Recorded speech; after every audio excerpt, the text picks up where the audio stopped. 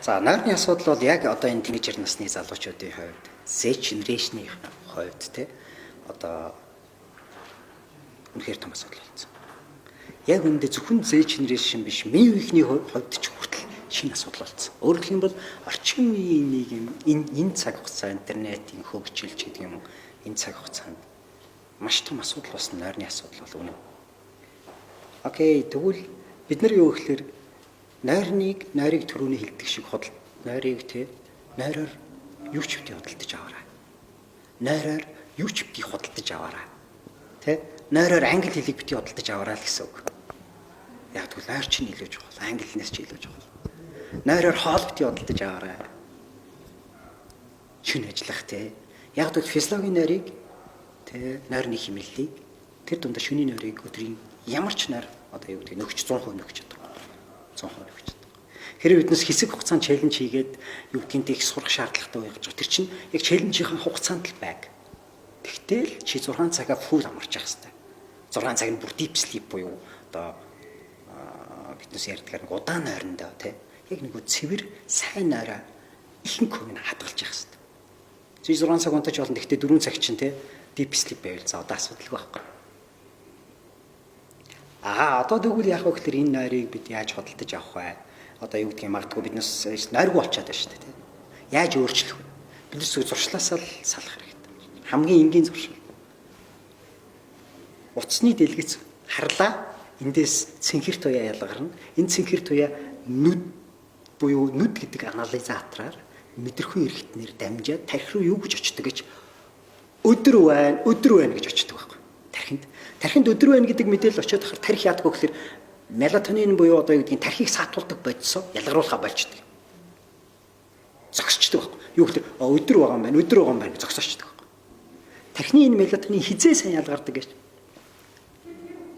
Орой 22 цагаас шөнийн 2 цагийн хооронд амар хүчтэй ялгарч 12 цагийн үед дээд хэмжээндээ өрөөд 2 цаг хүртэл ялгараад дуустдаг байхгүй энэ хоёрын хооронд. Нэг 4 цагийн хугацаанд ялгараад дуустдаг байна шүү дээ. Юу гэхээр тархийг саатуулдаг байсан юм шүү дээ. Дунд гэдэг нэг нөхөр хүүхдүүдийг өдөр юу гэдгийг цэцэрлэгийн багш нар гэж дунд гэдэг нэг юм явдаг да тий хүүхдүүдийг унтуулах гал тэр чинь юу гэхээр тэр бодис нь тэр багш тэр унтуулах гээд яваад байгаа багш нь байлаа тань. Тархинаас өөрөөс нь ялгарч байгаа байсан юм. Унтуулдаг байсан. Тэр бодис нь яг 22 цаг физиологоор бол 22 цагаас дундчин шүү дээ тий хүн болгонд ер нь харилцан адилгүй. Гэхдээ дундчаар бол 22-оос 0.2 цагийн хооронд 12 цагт дээд лимиттэй хүрдэг байна шүү дээ. Ялгараад дээд лимиттэй хүрдэг буурсаар байгаа л. Энэ хоёрын хооронд ялгаа. Энэ хоёрын хооронд сайн унтаж аваарай. Хамгийн сайн цаг энэ. Энэ цагийг юугаарч бити бодлоо. Тэгээ тэрнээс хойш бити унтаарай гэж байгаа юм шиг шүү дээ. Тэрнээс хойш нэгэн цаатуулагдсан тарих яадаг вэ гэхээр цаашаа өргөжлүүлж унтаж чаддаг байхгүй. Бүр сайн унтаж чаддаг гэсэн. Тэгэхээр бид нэр хамгийн энгийн зуршлаас салах хэрэгтэй болж шүү дээ. Нэгдүгээр зурш нь юу болж таарсан бэ? Ерөөсөө дэлгэцнээс цухтыг. Дэлгэцнээс холбоё.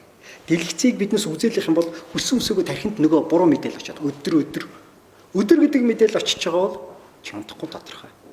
Өдөр гэдэг мэдээлэл тархинд чинь яваад очиж байгаа бол чи унтаж чадахгүй шүү дээ. Яаж ч бодсон. Тэгэд энэ нойрны хэмнэл алдагдаж эхэлнэ. Тархи чи өөрөө дасамдах хэрэгтэй шүү дээ.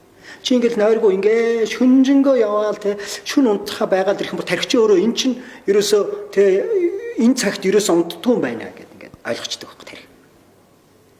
Бидний гадагш явахаараа цагийн зөрүүнд амар шаналдаг шүү дээ. Зүгээр тэр богинохон хугацаанд ямар их сэтгцэд хямрал оруулдаг юм бэ гэдгийг ойлгочихж байгаа шүү дээ. Тэ? Аягүй хүчтэй нөлөөлдөг шалтгаан. Хамгийн энгийн хамгийн том нөлөөлж байгаа хүчин зүйл бол энэ. Хоёрдугаар түрүүний хэлээд шүү дээ. Юу гарч бити худалдаараа тий. Энэ цагийг юу гарч бити худалдаараа.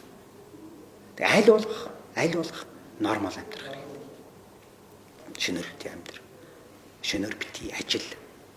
Шинээр бити хичээл хийж гэх юм уу тий. Мэдээж тэрний цаг хугацааны хувьд хязгаарлагдмал байж. Одоо ингээд түрүүний хэлсэн шүү дээ. Энийг ингээд нэг дасгачих юм бол нэгэнт зуршлуулбал би угаасаа л 1 цагт унтдаг. Бүр сурцсан биш тий. Нэгээс 5 цагийн хооронд л унтдаг. Энэ буруу зуршлаас анханасаа саал. Энэ салахгүй бол өнөөдөр биш юм ахад 10 жилийн дараа чи хинч болно.